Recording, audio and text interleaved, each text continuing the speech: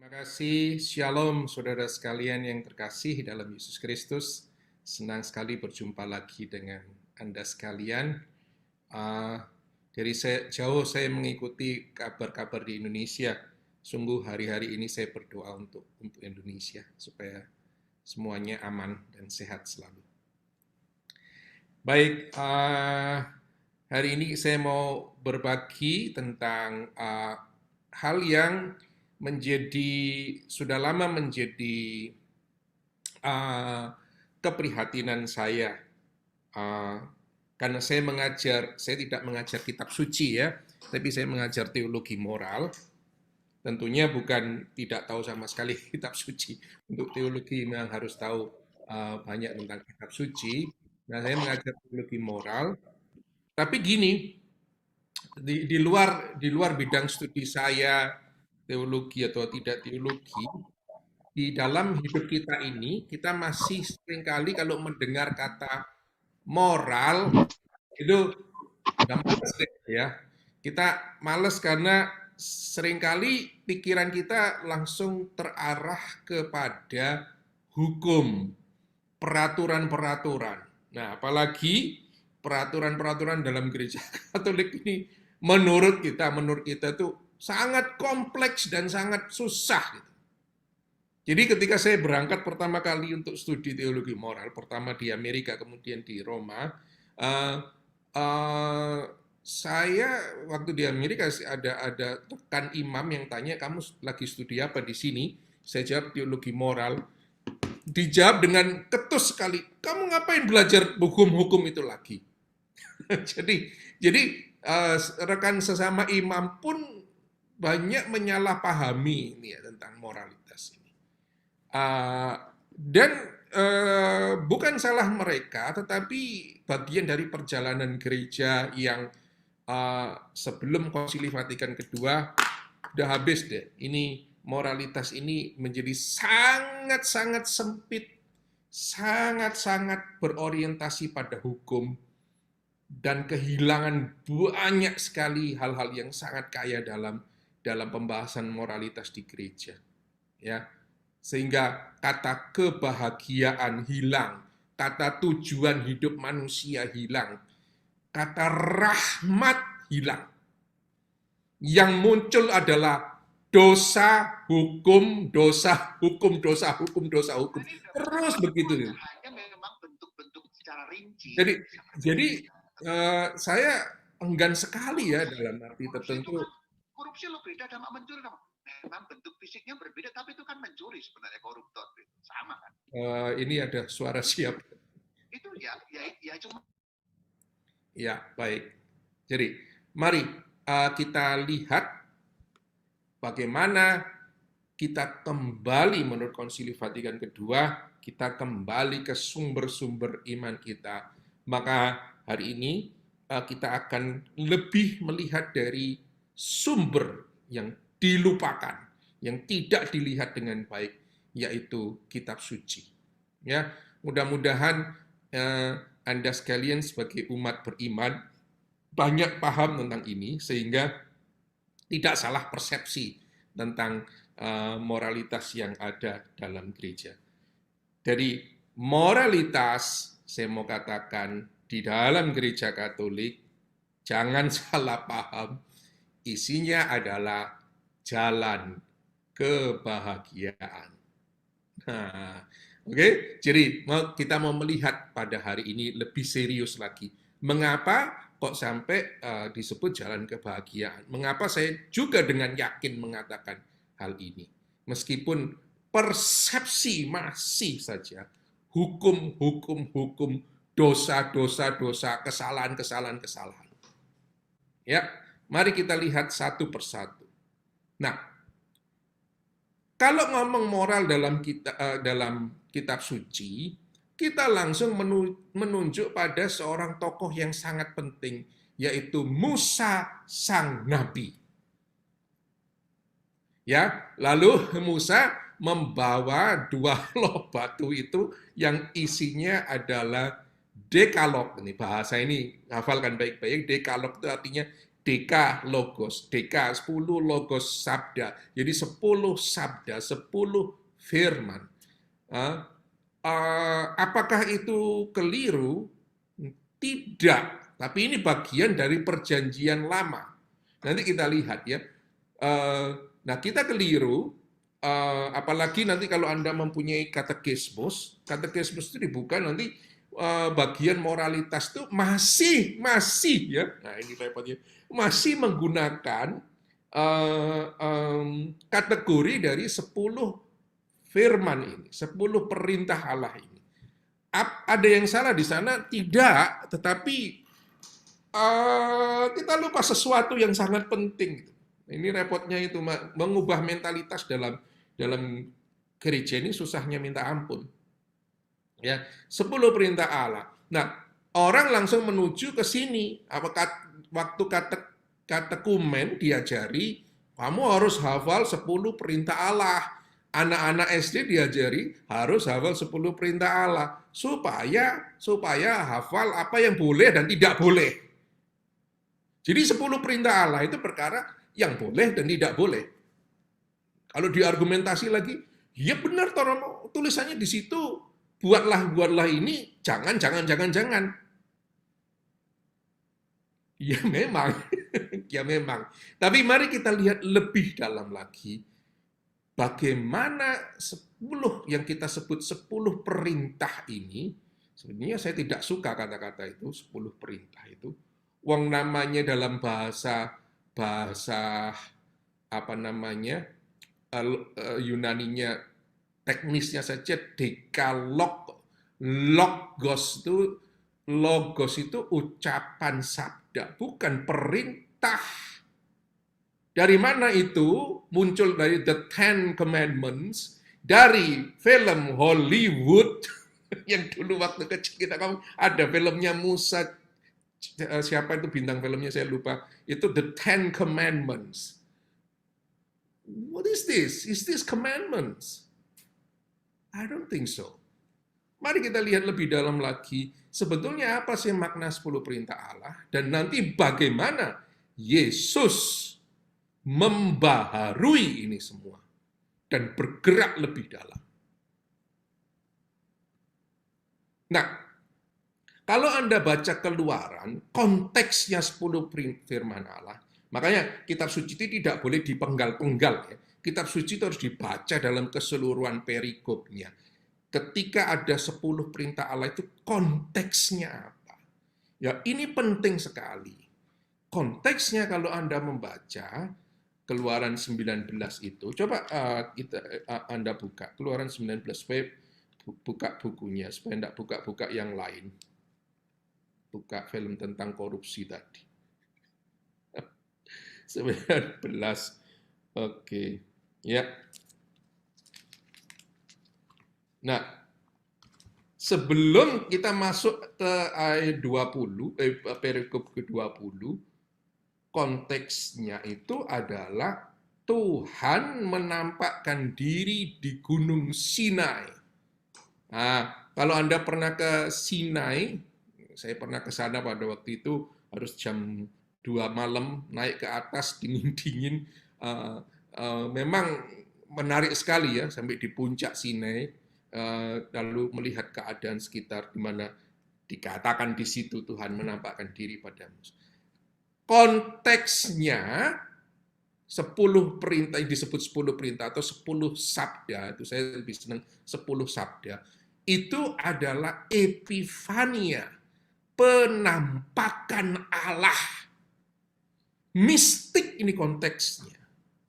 Bukan hukum kayak hukum UUD itu, bukan, itu nanti, memang tertulis 10, tetapi itu nanti, konteks ini yang jauh lebih penting, yang harus kita ketahui. Jadi lahirnya 10 firman itu dari penampakan Allah yang agung. Itu pun dalam filmnya sangat agung, atau The Prince of Egypt itu juga selalu digambarkan itu epifania, penampakan Allah itu agung sekali. Mengapa Allah menampakkan diri? Itu nanti akan kita lihat penting sekali karena dia mau membuat suatu perjanjian. Nah, nanti kita akan lihat itu apa maknanya perjanjian. Yang seringkali diomong-omongkan tetapi kita mengerti maksudnya apa. Nah, produknya ini dekalog. Ya, dari Epifania bab 19 keluar produknya, yaitu dekalog. Ada 2 loh batu. Nah, ini nanti ada saya ngomong-ngomong dengan para ahli kitab suci ini ada penafsiran penarik 2 loh batu ini. Nah, tapi kita melihat lihat nomor 1 sampai 10 perintahnya jangan kuduskanlah, hormatilah, jangan. Ya, Anda lihat itu ya. Ya, ini versinya Katolik yang mengikuti Keluaran 20 dari Santo Agustinus 1 sampai 17. Jadi jangan kuduskanlah, hormatilah, jangan.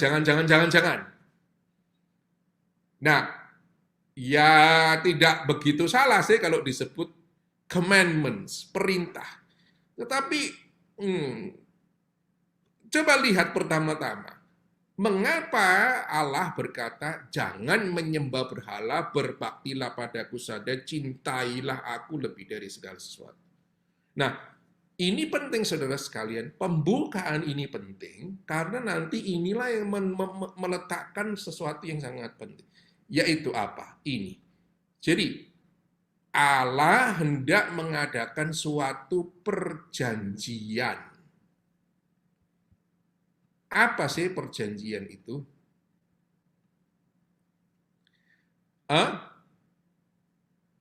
Gini, coba kita lihat dulu sebelum kita masuk ke dalam hal yang lebih teknis ini. Kalau Anda katakanlah waktu Anda pacaran lah ya, atau Anda berteman,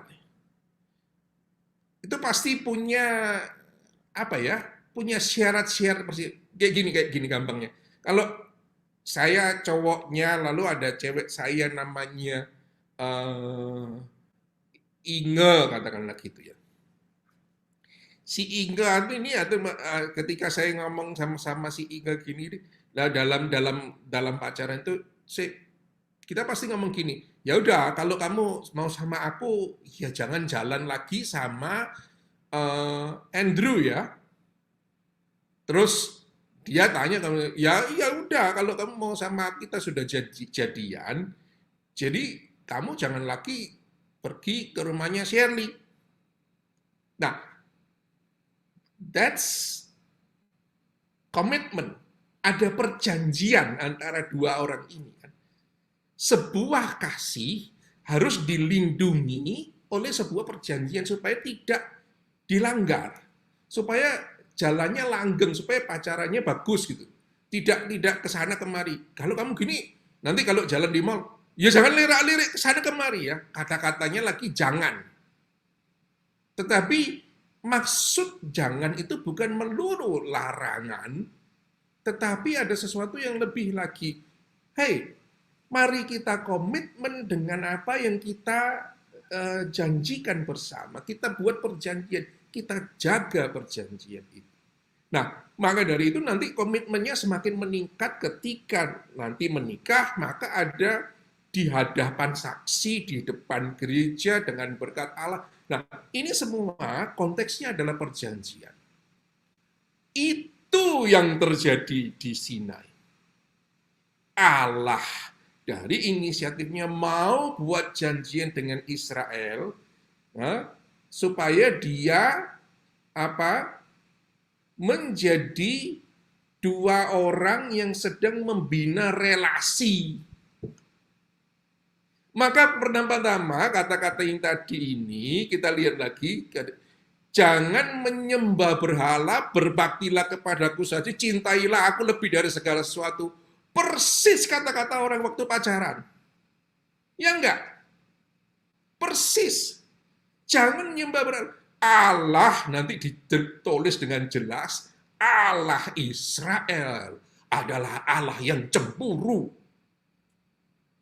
Maka nanti pelanggaran perjanjian yang paling dahsyat itu nanti dalam konteksnya pemikiran orang Israel, kamu bersundal, kamu berjinah. Karena Allah tidak mau ada sesuatu yang lain. Nah, ini konteksnya saudara sekalian ya, jadi penting. Jadi bukan melulu perintah, tetapi suatu perjanjian. Dan perjanjian untuk membina relasi yang mendasar. Nah, relasinya itu apa? Nah, ini ada lebih dalam lagi. Ada dua relasi, vertikal dan horizontal. Relasi vertikal ke atas, Israel harus setia hanya pada Allah dan mematuhi seluruh perintahnya. Relasi horizontalnya Israel harus mengusahakan shalom dengan sesamanya. Shalom itu artinya apa yang baik, yang adil, yang indah, segala sesuatu yang benar ku berikan pada shalom. Maka kita lihat lagi konteksnya ini. 1, 2, 3 itu vertikal. Jangan menyembah berhala. Jangan menyebut nama Allahmu dengan tidak hormat. Kuduskanlah hari Tuhan. Itu vertikal dengan Allah. 4, 5, 6, 7, 8, 9, 10. Hormatilah ibu bapamu dengan sesama. Jangan membunuh sesamamu. Jangan berzinah dengan sesamamu. Jangan mencuri, jangan bersaksi dulu, jangan mengingini istri sesamamu. Jangan mengingini milik sesamamu dengan tidak adil. Nah, ini relasi horizontal. Jadi, nanti ini, diperdalam oleh Yesus. Nanti kita lihat. Ada yang penafsiran yang saya katakan tadi menarik, 2 loh batu itu bukan menunjukkan nomor 1, 2, 3, lalu kemudian 4, 5, 6, 7, 8, 9, 10, tetapi 2 loh batu itu simbol. Allah itu bikin 10 untukku, 10 untukmu. Sekarang kita buat janji. Wah, indah sekali itu. Jadi lengkap dua-duanya, 1 untukmu dan 1 untukku. Persis kalau kita bikin di lawyer tuh ya, ada kopinya untuk aku, kopinya untuk kamu. Nah, dua janji itu indah sekali. Jadi konteksnya bukan konteks melulu perintah yang mentah, yang yang kering, hukum itu kan gitu. Tetapi sebuah konteks perjanjian. Ingat, sekali lagi saya katakan, Dekalog itu sebuah teofani, penampakan Allah. Ada hukum, memang disebutkan, tetapi konteks yang lebih dalam itu adalah perjanjian. Supaya kamu itu betul-betul setia hanya padaku, dan kamu berbuat baik pada sesama. Nah, makanya nanti Yesus mengatakan, itu kepanjangan deh, disikat saja. Nanti kita akan lihat bagaimana Yesus. Nah, sebetulnya semuanya ini untuk apa? Semuanya ini untuk mengajak umat Israel menjadi kudus. Bangsa yang kudus. Dan karena itu, gembira dan bebas. Jadi nggak kering ya. Nah, tapi ini nanti ada sesuatu langkah yang jauh lebih mendalam lagi. Sekalian kita lihat sendiri Dekalogos, mulai sekarang lognya ini jangan diganti perintah deh. Itu bukan itu ya, itu logos ya, sabda, 10 sabda.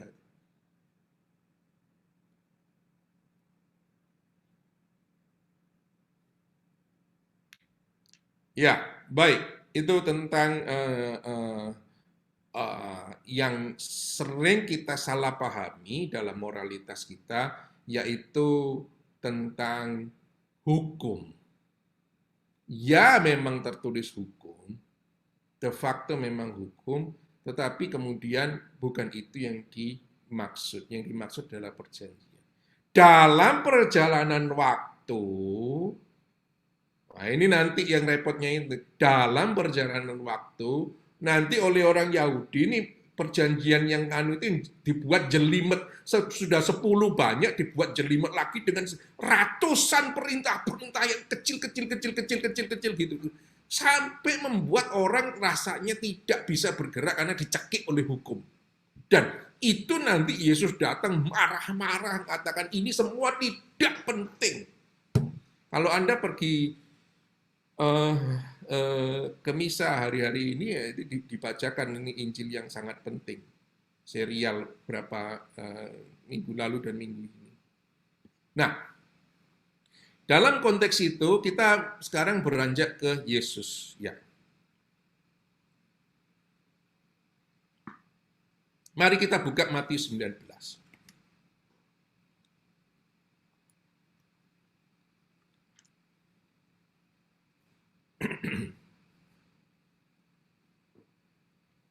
Udah ketemu ya? Matius itu sesudah kejadian.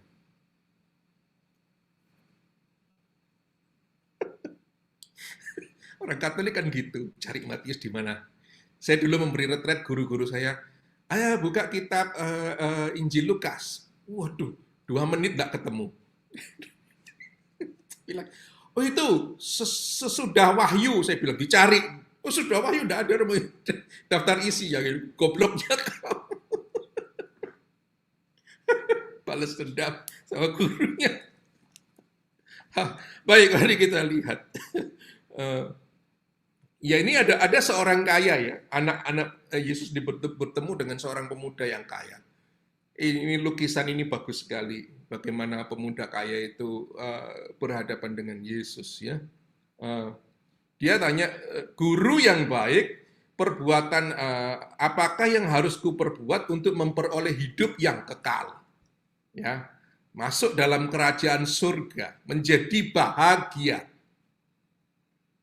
Jawab Yesus, apakah yang baik dan sebagainya.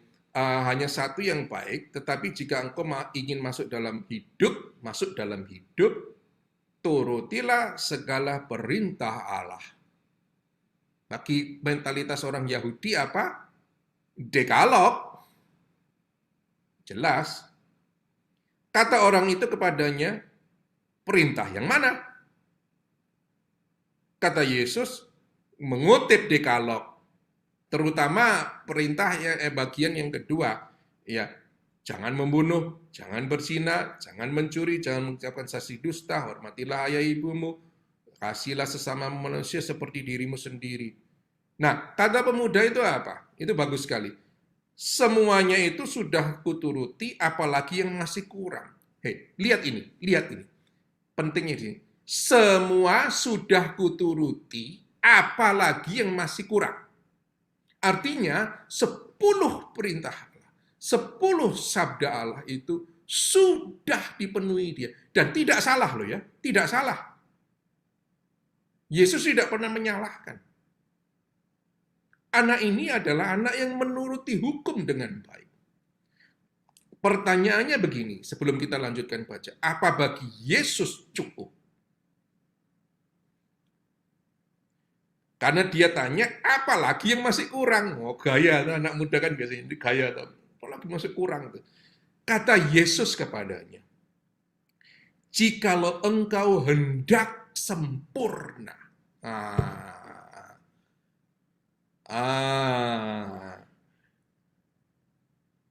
Pergilah, jualah segala milikmu, berikanlah kepada orang-orang miskin, maka engkau akan beroleh harta di surga. Kemudian datang dan marilah dan ikutlah aku.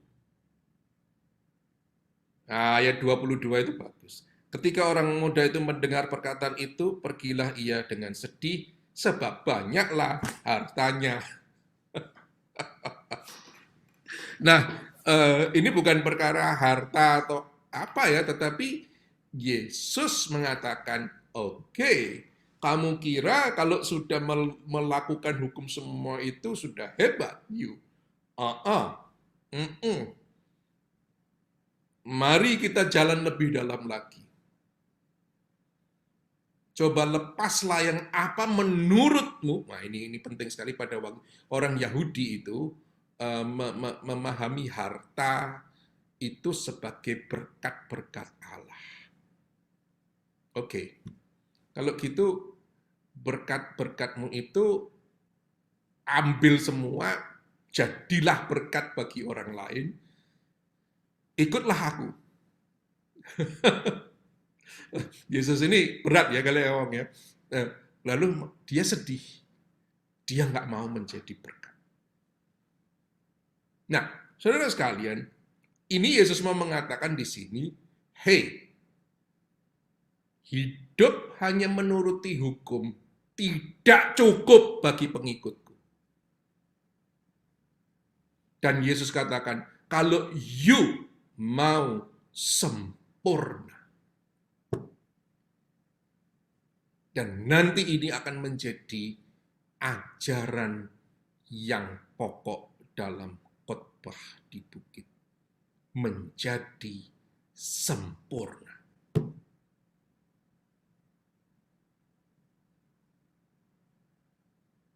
Oke, mari kita masuk lagi. Nah, Yesus mengajarkan sesuatu yang lain, yang tidak menentang 10 perintah Allah, tetapi memperdalam. Jadi ajaran Kristus ini dapat dibagi. Pertama adalah langkah untuk bertobat terus-menerus. Dan khotbah di bukit, nanti kita lihat apa ini khotbah di bukit, serta perintah kasih. Nah, ini kata-kata teknis perintah kasih, tapi sebetulnya ajaran. Bukan perintah kasih tidak dapat diperintah. Tapi itu yang teknis dipakai. Oke, kita lihat what is Sermon on the Mount. Dalam minggu-minggu ini dibaca dari Matius bab 5 sampai bab 7 dalam Ekaristi. Kalau Anda ikut Ekaristi harian. Khotbah di bukit. Saya cari gambar ini penting. Karena dalam khotbah di bukit, mari kita buka Matius 5.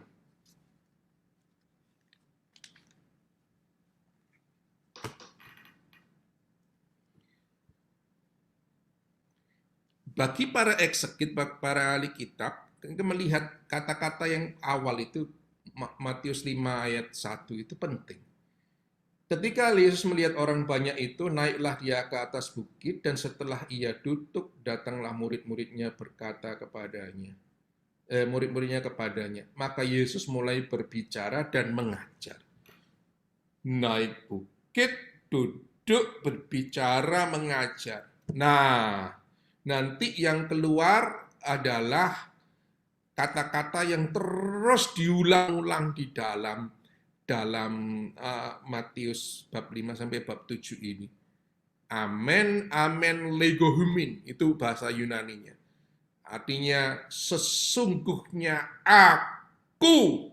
Nah, ini kata-kata ini aku. Kalau ada kata-kata aku adalah aku dalam kitab suci itu penting ya. Itu penting sekali karena apa? Di situ Yesus tampil sebagai Allah. Aku berkata kepadamu. Dulu sudah diajarkan begini, tapi aku berkata kepadamu. Maka para ekseget mengatakan, dia di sini. Kalau Yahudi mempunyai sang nabi Musa yang bukunya Pentateuch, ada buku kelima buku awal itu menjadi rujukan utama, Musa menjadi nabinya, kekuatan yang besar. Yesus di sini ngatakan, banyak para ekseget, para teolog mengatakan Yesus tampil sebagai the new Moses, Musa yang baru, yang tidak mengcancel ajaran apa yang dikatakan Musa, tapi datang dan mengajak jauh lebih dalam dari ajaran Musa. Dulu dikatakan begini, begini, begini, begini, begini. Aku berkata kepadamu. sebagai Allah. Ini penting sekali. Dan inilah yang tidak dilihat dalam banyak orang Katolik, nggak lihat ini. Ajaran moralnya apa? Dari sebelum perintah Allah. Yesus. Kitab suci. Sebelum perintah Allahnya jelek, tidak. Tapi Yesus memperdalam. Apa? Coba bandingkan tadi. Dekalog bilang, jangan. Sekarang dengan sabda bahagia, apa kata Yesus di sini? Yang kata-kata diulang-ulang terus. Berbahagialah.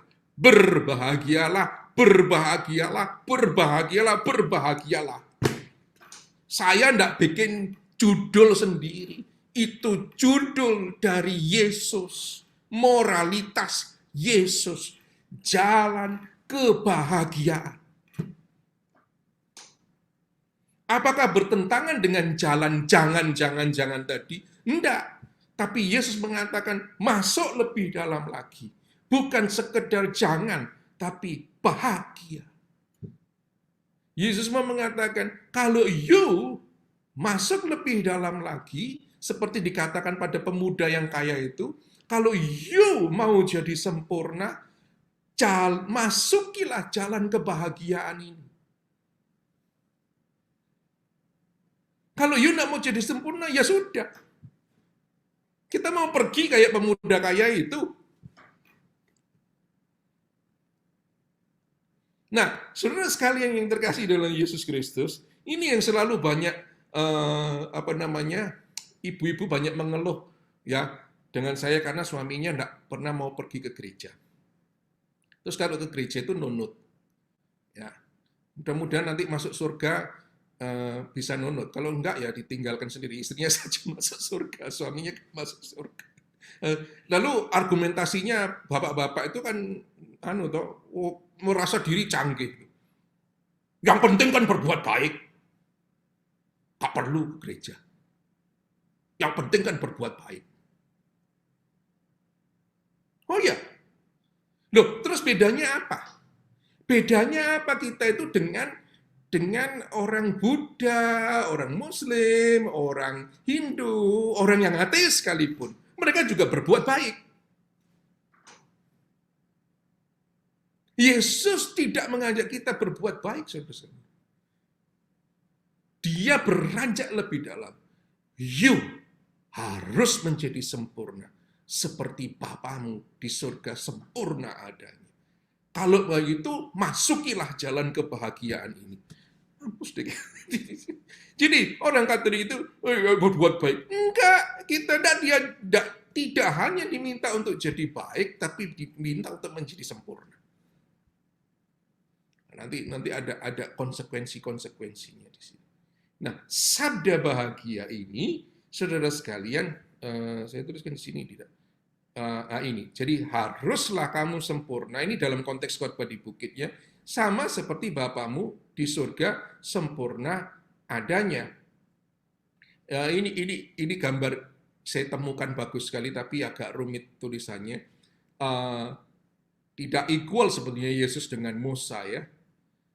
Kalau Musa membawa law, Yesus membawa love dan sebagainya. Ini gambar yang bagus. Tapi kita tidak ke sana hanya untuk menunjukkan bahwa Yesus membaharui.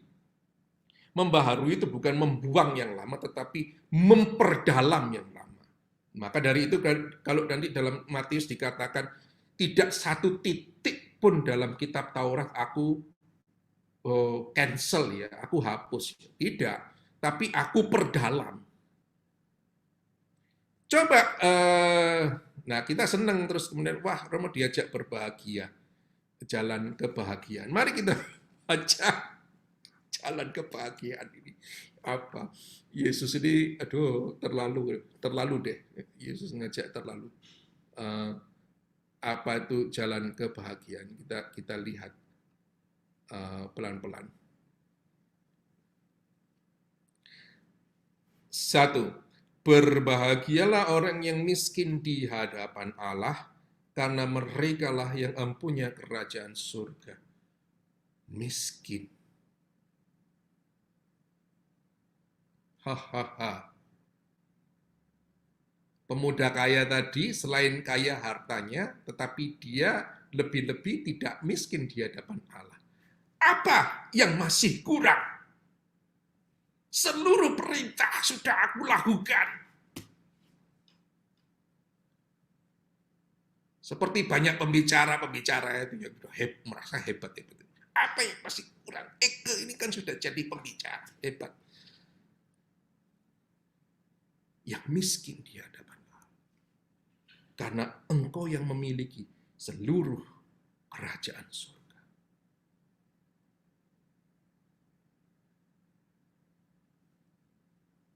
Nomor 10, itu kita tidak membahas ini semua, kalau bisa dibahas satu persatu bagus, tapi bisa dengan romo lain. Berbahagialah orang yang dianiaya karena kebenaran. Karena merekalah kembali yang empunya kerajaan surga. Dianiaya karena kebenaran. Nah, yang mau dikatakan Yesus itu di sini begini. Dahulu kamu diajari berkat-berkat Allah itu berupa harta, berupa milik, berupa hidup yang bagus, dan itu adalah berkat. No, sekarang aku mau katakan kepadamu, well, itu bisa menjadi berkat, tetapi jauh lebih dalam dari itu. Kalau kamu melepaskan semuanya itu dan menjadi berkat bagi orang lain. Kalau kamu karena kasih kepadaku menderita, menjadi rendah hati, masuk dalam jalan salib, bahagialah.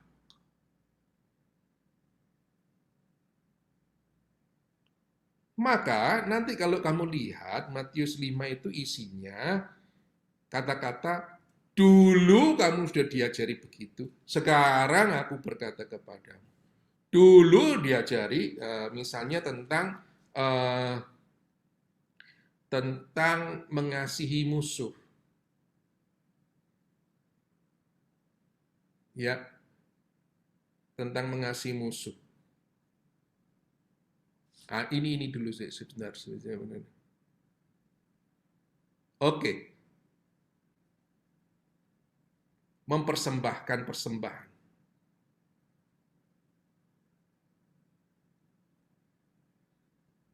Atau marah. Saya ambil marah saja ya. Matius 5:21. Kamu telah mendengar yang difirmankan nenek moyang kita. Jangan membunuh, siapa yang membunuh harus dihukum. Ya kan? Dekalog isinya gitu kan? Jangan membunuh. Tetapi, nah ini, amen, lego humin. Setiap orang yang marah kepada saudaranya, ia harus dihukum. Setiap orang yang berkata kepada saudaranya kafir, ia harus dihadapkan pada mahkamah agama, dan siap berkata kepadanya jahil, harus diserahkan kepada neraka yang bernyala-nyala. Sebab itu, jika engkau mempersembahkan persembahanmu di atas mezbah, dan engkau teringat akan sesuatu yang ada dalam hati saudaramu terhadapmu, tinggalkan persembahanmu di depan mezbah itu, dan pergilah berdamai dahulu dengan saudaramu, lalu kembali untuk mempersembahkan persembahanmu itu. Jadi Yesus mengatakan, oke, perintah jangan membunuh itu baik, tetapi kalau melulu hukum jangan membunuh, itu terlambat. Karena apa? Kamu sudah sampai tahap terakhir. Membunuh itu akarnya nanti itu dari marah, benci, gak seneng, iri, dan sebagainya. Dan Yesus katakan, di situ kalau kamu mau benci sempurna, tepat sebelum sampai pada titik akhir kamu ingin membunuh, ketika kamu mengembangkan rasa-rasa amarah, iri, dengki itu, hentikan di situ. Kamu akan berbahagia. Wow. Keren ya. Ikut Yesus. Tapi ini intinya ada di sini. Perfection. Dan repotnya ini ketika saya baca Injil ini, saya belajar kitab suci, tak tutup Injilnya. Karena apa? Yesus ini keterlaluan. Hendaknya kamu sempurna. Gila nih. Saya itu sudah modelnya gini disuruh sempurna. Tetapi masih lagi sempurna sama seperti Bapamu di surga sempurna. Bapa. Orientasinya itu Bapa. Aha, di sini kita melihat bahwa moralitas Kristiani, Katolik, itu bukan moralitas biasa, tapi orientasinya ke Bapa.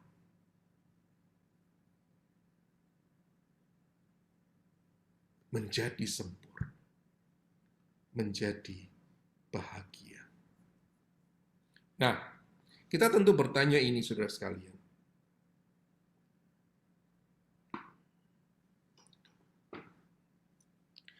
Apakah khotbah di bukit itu impossible?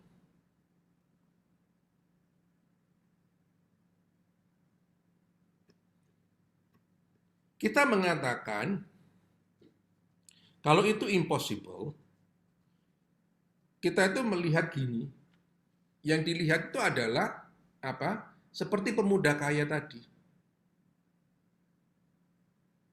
Aku sudah melakukannya sejak aku masih muda. Apa yang masih kurang? Sombong. Kalau kita mengatakan khotbah di bukit itu impossible, pertama-tama kita sombong. Kedua, karena kita mengembangkan sikap pelagianistik. Nah, ini orang Timur, orang Indonesia, orang Asia ini sangat pelagian.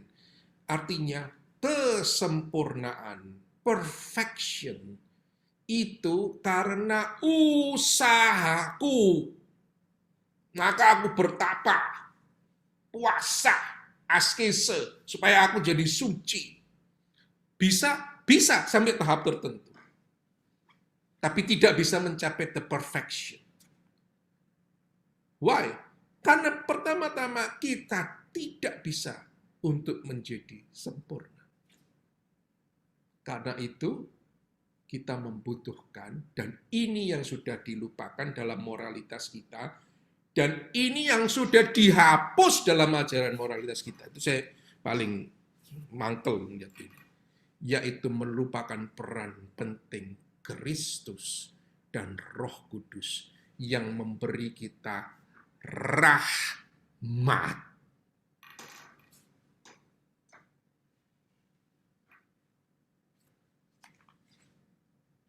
Maka saya nulis buku ini bukan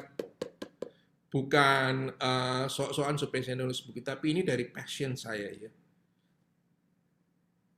Peran Roh Kudus dalam moralitas Katolik dilupakan selama berapa tahun.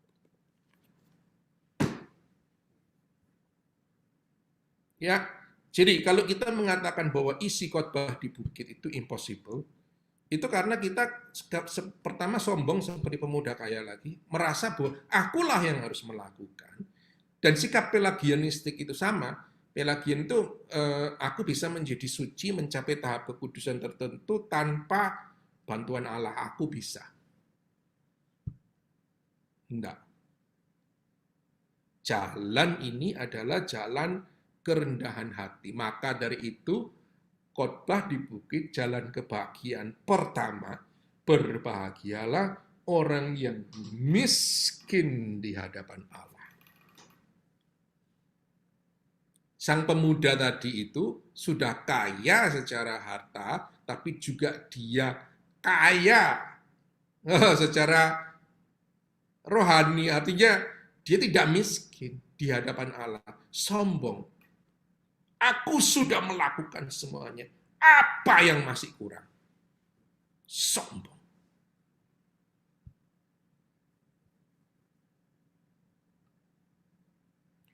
Nah ini agak teknikal saudara sekalian, tapi oke, kita lihat ya. Jadi ini serius ya studi ini ya.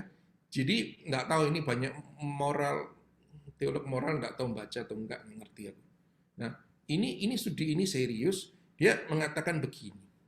Jadi ada Pontifical Biblical Commission. Jadi komisi kitab suci kepausan yang membahas tentang Bible and morality, ya, kitab suci dan moralitas, biblical roots. Jadi akar-akar dari tingkah laku Kristiani secara biblis. Ini pertama kita baca aja. Menurut kitab suci, kesimpulan mereka ya, moralitas adalah konsekuensi atas pengalaman Allah. Loh, kalau hukum enggak. Kitab suci ini para ahli kitab yang ngomong. Atau lebih tepatnya, pengalaman manusiawi atas karunia Allah. Akan suatu karunia yang diterimanya meskipun ia tidak pantas. Maka aku nulis buku ini lagi, karunia Allah. Dengan alasan ini, hukum yang merupakan bagian integral dari perjanjian, seperti kita lihat tadi, juga karunia Allah. Hukum ini pada prinsipnya bukan suatu konsep yuridis, seperti kita pikirkan, seperti banyak diajarkan di katekumen-katekumen, yang dipaksakan pada tingkah laku manusia, melainkan sebuah konsep teologis, yang oleh kitab suci dinamai dengan bagus sebagai jalan. Nah, bukan hukum, tapi jalan. Sebuah jalan untuk diikuti. Perintah moral memang merupakan bagian yang penting dalam misi gereja, tetapi bukan yang terutama. Yang terlebih jika dikaitkan dengan ungkapan syukur kita akan karunia Allah dan pengalaman rohani akan dirinya. Mudah-mudahan banyak moralis yang baca ini. Ini serius soalnya. Kalau enggak yang ngajar gitu-gitu aja. Nah, untuk itu Yesus bukan hanya ngomong ya. Yesus itu bukan ngomong tok. Yesus itu melakukan apa yang dikatakannya. Yesus mengajar moral begitu, khotbah di bukit nanti baca sendiri, Matius 5 sampai 7 ya. Nanti baca sendiri, tapi kemudian he put it into practice. Pertama kita melihat bagaimana sikapnya dia terhadap wanita Samaria. Dari Yohanes 4. Saya sudah pernah menyentuh sedikit waktu saya ngomong tentang buku saya itu, mungkin dari antara Anda juga melihat, itu saya ngomong tentang ini. Bagaimana ia bersikap pada wanita ini yang saya bilang ini tante girang tingkat level tinggi ini pada zaman Yahudi. Ini ngeri karena apa? Wanita Samaria ini memiliki suami 5 orang, hidup dengan pria yang bukan suaminya. Tapi Yesus ketemu dengan wanita ini, menawarkan sesuatu yang indah. If you only know the gift of God, jika engkau tahu karunia Allah, Roh Kudus, terimalah air hidup itu yang menyembuhkan kamu, yang membuat kamu utuh. Lalu ketemu perempuan yang berzinah. Yesus tidak mengatakan hukum, karena si Farisi dan orang-orang yang kurang ajar itu memakai perempuan itu untuk menyudutkan Yesus, untuk menyudutkan Yesus. Yesus tidak menyentuh hukum manapun, Yesus menyentuh hati. Siapa yang tidak berdosa lempar batu, mati. Dan tidak ada yang melempar. Dan ketika Yesus berhadapan dengan wanita itu, yang dikatakan, aku tidak menghukum. Pergi, tapi pergilah, dan jangan berbuat dosa lagi. Yang penting ubah hidupmu, jangan berbuat dosa. Kepada Sakius, Sakius dan Matius itu mirip ya. Mereka ini koruptor-koruptor yang dan sebagainya. Suka ngambil uang dan sebagainya. Tapi mereka mencoba mencari Yesus dan mau bertobat. Yesus mampir ke rumah mereka. Sakius tobat dan mengatakan, apa yang sudah kuambil akan kukembalikan 4 kali lipat. Matius juga demikian. Yesus mendatangi tempat Matius dan mengatakan, ayo ikut aku. Lalu kita melihat pada perumpamaan anak yang hilang, domba yang hilang, dirham yang hilang. Itu semua ajarannya konsisten Yesus. Konsisten. Dan dia juga konsisten menentang orang-orang yang hanya melakukan hukum saja tanpa tahu apa artinya. Maka dia konflik terus dengan kaum Farisi. Yang selalu hukum, dan hukum.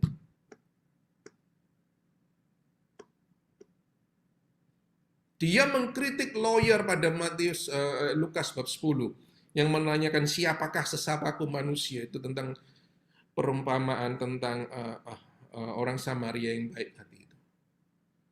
Memang sampai konflik itu sampai mematikan karena dia menentang hukum-hukum itulah yang orang Farisi tidak suka.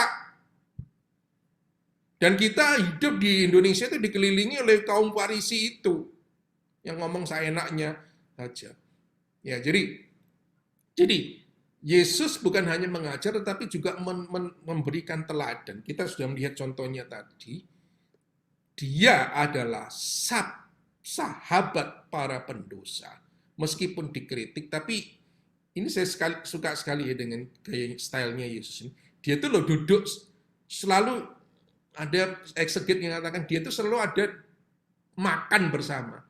Kalau zaman modern mungkin Yesus tuh di restoran terus atau cangkruan di warung terus ngomong sama orang-orang ini ngomong, tapi membawa pertobatan terus-menerus. Dan pada akhirnya karena konsekuen dengan ajarannya dia menanggung sampai salib.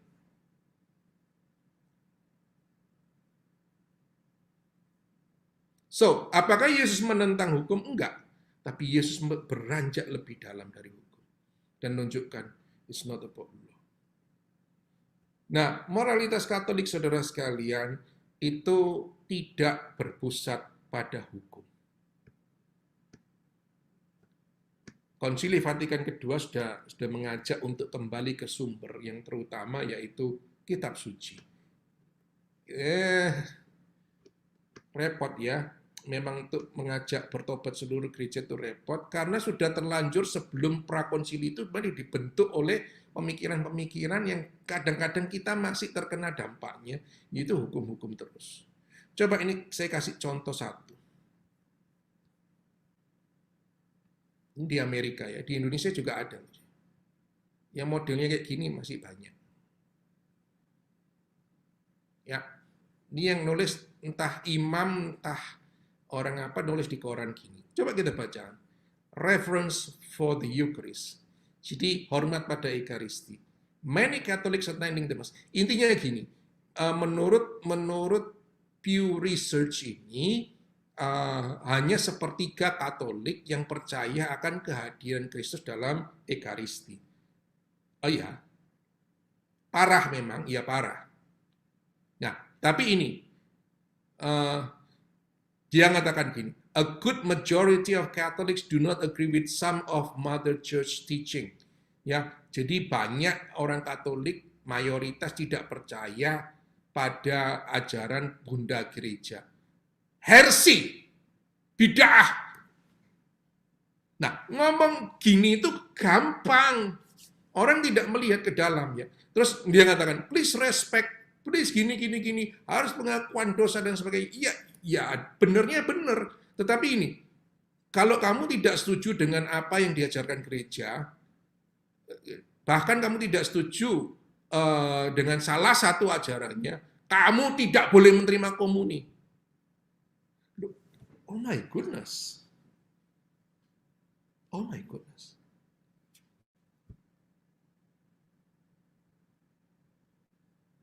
That's not Jesus. Ngomong hukum salah itu gampang. So what you do? Saya selalu ngomong sama beberapa rekan imam, saya katakan, ini keliru umat gini. Iya, but what did you do? Apakah kamu sudah mengajar dengan benar? Apakah katekese kita menarik bagi banyak orang? Apakah kita sudah menjelaskan dengan baik? Actually not. Terus gampang mengatakan orang begitu, mengutip hukum, jangan gini, tidak boleh, kamu berdosa. Oh my goodness. Dan itu yang terjadi. Itu masih banyak, masih saja banyak. Dan masih tidak membaca kitab suci. Paus Benediktus sendiri mengatakan, Kristianitas bukanlah perkara dogma atau ajaran, atau hukum bahkan. Tapi perkara perjumpaan dengan seorang pribadi. Dan pribadi itu bernama Yesus Kristus.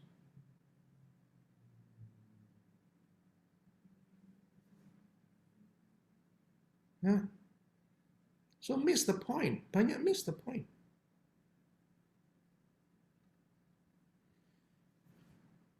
Nah, Paus Fransiskus mencoba untuk mengembalikan jalan kebahagiaan ini. Dia mengajak gereja harus prinsip betul. Aborsi salah, iya. Perkawinan harus monogami, tidak terceraikan satu seumur hidup, iya. Prinsip-prinsip harus ditegakkan, iya. But suaviter in modo, fortiter in re. Kuat dalam prinsip, manis dalam menyampaikan, menjelaskannya.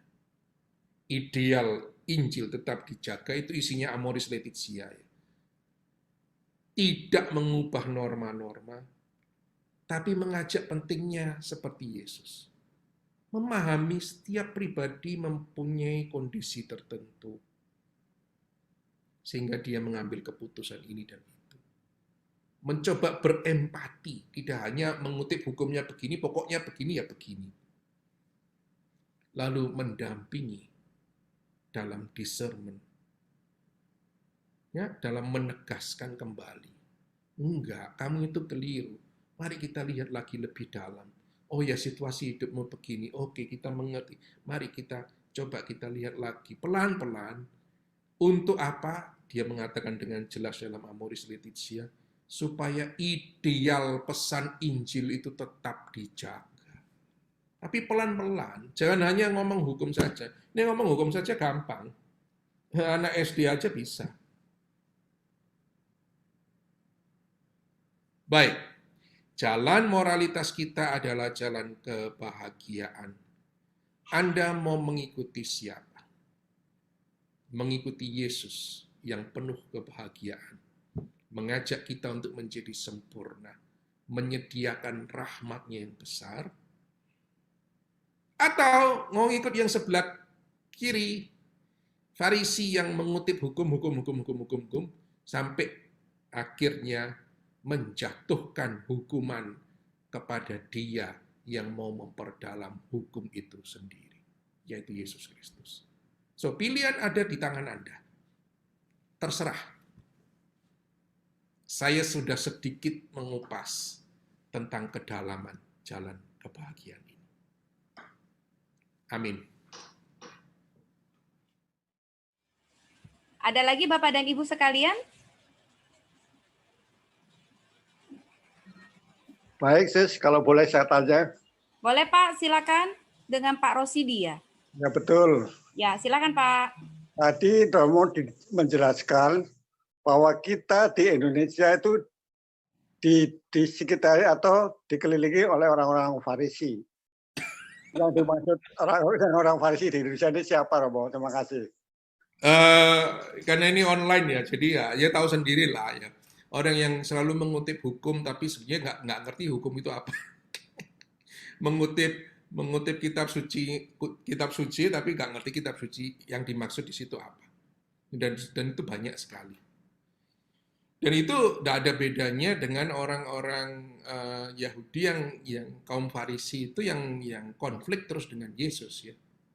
Jadi sampai sekarang itu orang-orang, jadi saya waktu ke Tanah Suci itu pernah salah satu tour leadernya ngatakan, lihat itu Romo yang modelnya kaum Farisi modern itu. Ya persis, jadi mereka sangat konservatif. Terus hari Sabat itu kuduskanlah hari Tuhan kan, kata Dekalog gitu ya. Salah satunya kuduskan hari Tuhan. Nah, ini ditambah-tambahi, kuduskanlah hari Tuhan itu Jangan masak, jangan jalan. Kalau jalan sekian meter, enggak boleh ini, enggak boleh itu, enggak boleh ini, enggak boleh itu. Nah, sehingga orang itu tidak menguduskan hari Tuhan, tetapi bingung dengan memenuhi perintah tidak boleh ini, tidak boleh itu. Dan itu mereka literally ya itu ya, jongkok di pinggir-pinggir jalan ini untuk lihat ada orang nyetir mobil atau enggak untuk melempari mereka dengan batu. Literally begitu, melempar dengan batu. Saya bilang, ini tahun 2006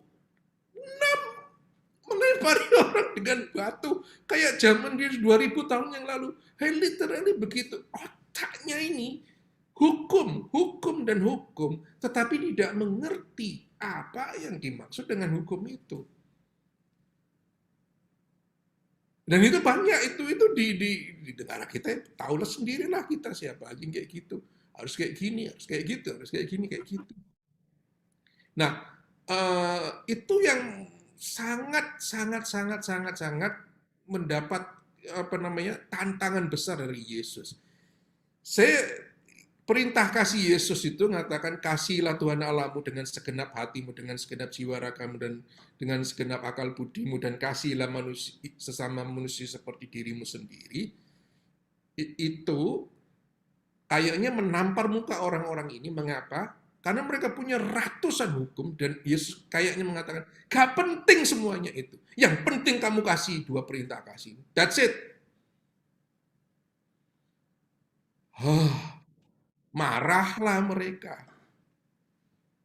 Nah itu dong, kalau hukum terus ditantang lebih dalam lagi karena mungkin intelektualnya gak nyampe ke sana, atau memang hidupnya dikuasai oleh hukum, akhirnya marah, akhirnya membunuh.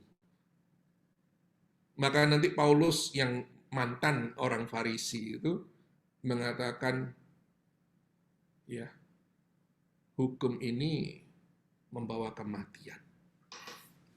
Keras ya kalau dia ngomong. Keras. Itu Pak. Jadi kita hati-hati.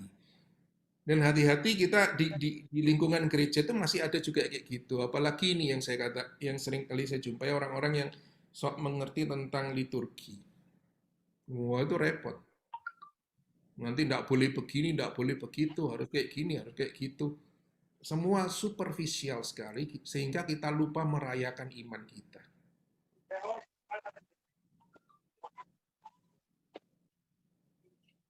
Boleh tanya, Romo? Ya, silakan. Ini siapa ini? Saya Stefanus, Romo. Saya menanyakan tentang yang tadi yang Romo bahas, Matius 19 ayat 16 sampai dengan berapa itu ya? Itu tentang anak muda yang kaya. Iya. Itu kan dikatakan di situ kalau jikalau engkau hendak sempurna, pergilah dan jualah segala milikmu. Nah, penerapannya pada saat ini itu bagaimana, Romo? Kemudian, bukankah di dalam gereja itu kita diajarkan untuk ikhlas, untuk memberikan sesuatu? Sedangkan kalau ini menjualkan semua, ini apakah ini yang dimaksud oleh Yesus adalah untuk mengikuti sebagai murid? Murid itu adalah yang benar-benar total meninggalkan segalanya. Apakah kita sebagai awam biasa bisa mengikuti seperti ini juga, atau diharuskan mengikuti seperti ini juga? Itu yang boleh dibahas lagi lebih detail, Romo. Terima kasih. Baik, ya pertanyaan bagus. Jadi gini Pak, itu termasuk model-model kayak dialog antara Matius ini kan sangat Jewish ya. Jadi dialog antara guru, rabi dan muridnya itu nanti dia membuat model yang semacam begitu. Jadi ini tidak literally begitu, tetapi juga bisa berarti literally begitu. Tidak perlu diterapkan pada zaman sekarang dalam arti yang literal. Tapi kalau kita melihat, kita letakkan dalam konteks kisah ya pemuda kaya ini. Ya, dia menantang Yesus. Semua sudah kujalankan, apalagi yang kurang.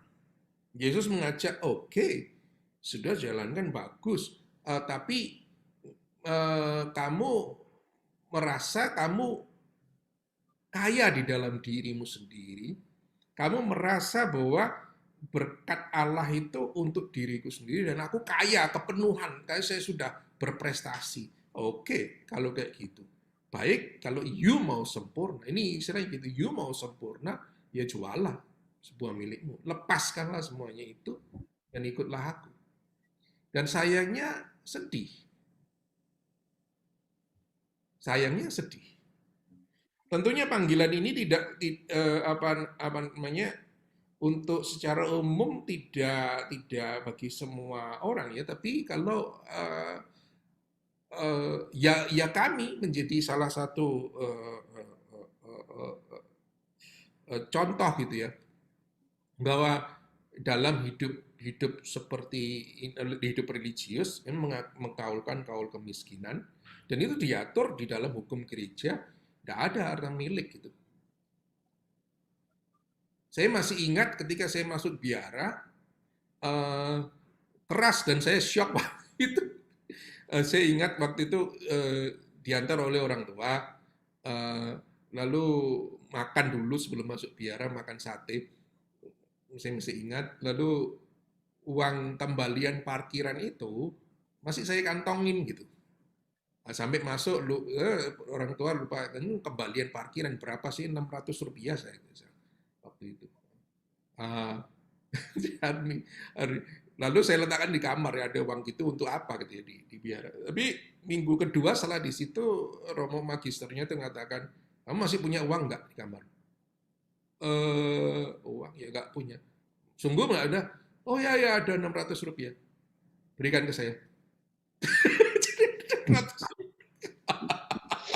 Jadi akhirnya ya dengan berat hati, tapi sebenarnya untuk apa ya saya nggak keluar, tapi latihan bagus untuk kelepasan.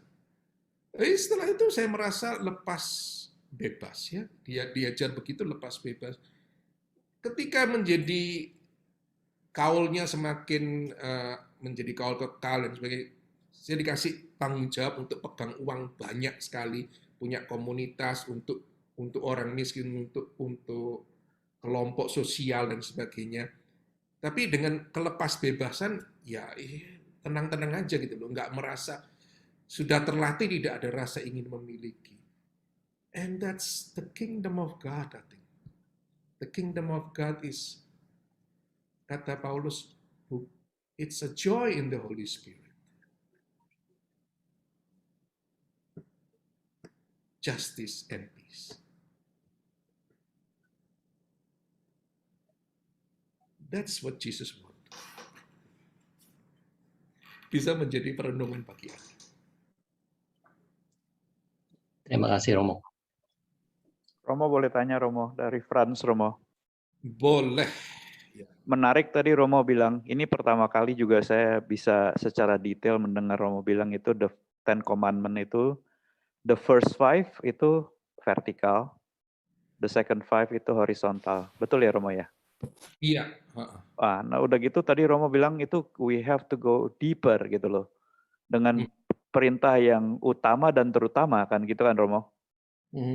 Saya jujur hari ini menarik Romo karena ada kaitannya gitu loh. Bahwa kalau kita memang go deeper itu pertama Tuhan kan gitu kan Romo. Terus sesama kita. Pertanyaannya adalah begini Romo, kenapa kita nggak pernah bukan kita lah, saya yang Katolik lahir ini kok kenapa di pelajaran agama kita tuh tidak secara deep dibilangin bahwa seperti Romo bilang kita taunya Ten Commandment, tapi kalau kita baca Injilnya tuh ada perintah lain yang lebih utama dan terutama gitu Romo. Boleh tolong dijelaskan Romo? Ya, ini saya minta maaf dari pihak gereja hierarki ya, kadang-kadang kami ini nggak kreatif dalam menjelaskan dan katekisenya amburadul. Sungguh. Itu level banyak lah di mana-mana. Maka yang saya kutipkan tadi dari potongan surat kabar di Amerika itu mengatakan gini, sebetulnya itu hasil dari katekise yang kacau. Anda nggak pernah menjelaskan dengan baik gitu. Sehingga umat banyak tidak mengerti. Umat disibukkan dengan banyak hal. Romonya ini juga harus sibuk dengan banyak hal termasuk katekise gitu. Maka Bapak Suci ini baru mengangkat katekis-katekis yang penting itu, nanti ceritanya rame itu. Nah, katekese pengajaran ini kita kalah nih dengan tetangga-tetangga kita ya. Maka Anda termasuk PA Bunda Teresa ini memberikan sesuatu yang baik. Jadi ya gitu, berhenti pada katekumen. Di katekumen wajarlah kalau kita mengatakan sesuatu yang simple dahulu. Tentang 10 perintah Allah, that's it. Pokoknya kamu tahu ini dulu. Ya kalau saya ngajar katekumen, saya tidak akan memberikan nasi jagung pada bayi yang harus mengunyah bubur. Ya kan? Tetapi langkah sesudah katekumen ini penting. Setelah itu tidak boleh berhenti dan kita harus pertama mencari sendiri dan kemudian katekese dari pihak gereja ini harus bagus, harus sampai mendalam begitu.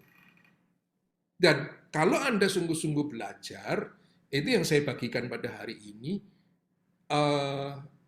dekalog itu nanti mendapatkan pemenuhan. Jadi nanti perjanjian lama itu dipenuhi dalam perjanjian baru secara lebih mendalam. Yesus tidak menghapus, tapi memperdalam dengan sabda bahagia, dengan khotbah di bukit. Nah, itu tantangannya jauh lebih mendalam. It's going deeper. Apa artinya mengasihi Allah dengan segenap hati, dengan segenap jiwa, dan dengan segenap akal budi? Orang Yahudi memahaminya dengan nempelkan perintah Allah di batuknya kayak gini atau di sininya. Ini kan lahiriah. Ya sudah, lepas semua ini. Go deeper. Berbahagialah yang miskin di hadapan Allah.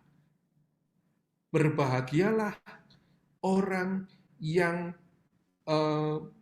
mengusahakan kedamaian. Karena mereka akan disebut anak-anak Allah. Kalau kamu dulu diajari untuk kasihlah sesamamu, bencilah musuhmu, aku mengajar kepadamu lebih dalam lagi. Kasihilah musuh. Berbuat baiklah kepada orang yang menganiaya kamu. Wow, kalau kayak gitu. Terus dia mengatakan, kalau hidup keagamaanmu hanya seperti orang-orang Farisi, apa bedanya? Nggak usah disebut Kristiani. If you want to be Christian, go deeper. Romo Beni, saya bukan bicara materi, Romo Beni. Tapi what can you do to make correction to the church, Romo, dengan pandangan-pandangan Romo yang luar biasa seperti begini? Saya bagian ini yang saya katakan, ya. Saya sudah nulis buku ini, termasuk salah satu yang keprihatinan saya pada banyak pengajaran moralitas yang hanya melulu pada hukum. But that's not the point. Banyak yang belum balik ke dalam kitab suci. Nah, kalau mau mengajar bersama-sama, ya mari balik bersama-sama. Gitu.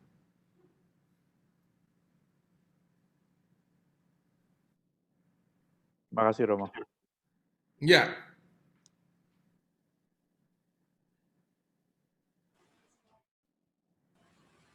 Terima kasih, Romo. Ada beberapa pertanyaan yang masuk lewat chat, Romo, boleh saya bacakan ya? Boleh. Tadi di slide tentang ajaran Yesus ada 3, pertobatan, khotbah di bukit, dan perintah atau ajaran kasih. Tadi Romo hanya membahas khotbah di bukit saja. Apakah memang demikian? Ya, waktunya cuma 1 jam. Kalau 3 jam boleh bahas semua ya, Mo? Gitu. Oke, next question, Romo. Untuk memohon rahmat itu, apakah semata-mata hanya dengan cara berdoa? Ataukah ada dengan cara lain? Baik, berdoa memang salah satu cara yang sangat baik, karena dengan doa kita terbuka. Tapi yang lebih dalam lagi ya sikap keterbukaan itu. Sikap kerendahan hati bahwa Lord, saya tidak mampu. Saya penuh kelemahan dan saya ingin menjalankan apa yang Engkau inginkan, kehendak-Mu. Ya, seperti Tahu kisah dalam kitab suci antara orang yang berdosa yang di belakang, yang menepuk dada terus, saya berdosa Tuhan, saya tidak layak. Dan orang Farisi yang di depan berdoa, saya sudah melakukan perintahmu, tidak seperti orang di belakang itu. Yesus mengatakan yang pulang dan dibenarkan adalah yang di belakang. But anyway, selain sikap keterbukaan itu, ingat, Yesus selalu siap sedia menjumpai kita dimanapun kita berada. Dia sudah menjumpai wanita Samaria yang melarikan diri ke tempat yang sunyi di tepi sumur itu. Di situ Yesus duduk dan menawarkan, jika engkau tahu karunia Allah. Jadi siap-siap aja. Kok enggak ada kasih karunia? Kasih. Hanya kita aja nggak mau buka mata kita. Romo, satu lagi, ada pertanyaan. Judul buku yang tadi Romo pegang, boleh dibacakan, Romo? Andai kau tahu karunia Allah. Andai kau tahu karunia Allah. Baik, saya ketik saja. Dari Romo, Armelindo. beli di Bisa mana tanya, mau Romo? bukunya mau? Tokopedia, ya, Tokopedia. Kita berdoa. Dalam nama Bapa dan Putra dan Roh Kudus. Bapa di surga, kami mengucap syukur atas hari ini, di mana kami boleh merenungkan apa yang menjadi jalan-Mu yang banyak kami lupakan. Semoga kami boleh berjalan dalam jalan kebahagiaan ini, selalu bergantung pada rahmat-Mu, dan dengan rendah hati melakukan segala kehendak-Mu dalam kehidupan kami ini. Kami tahu ya Bapa, ini jalan yang tidak mudah, tetapi jalan yang membawa kami kepada kebahagiaan yang sejati. Kuatkanlah kami dengan Roh Kudus-Mu, anugerahilah kami selalu rahmat, agar kami selalu hidup dalam hadirat-Mu. Demi Kristus Tuhan dan pengantara kami. Amin. Tuhan sertamu. Dan sertamu juga. Semoga saudara sekalian dilindungi dan dipimpin oleh berkat Allah yang Maha Kuasa, Bapa dan Putra dan Roh Kudus. Amin.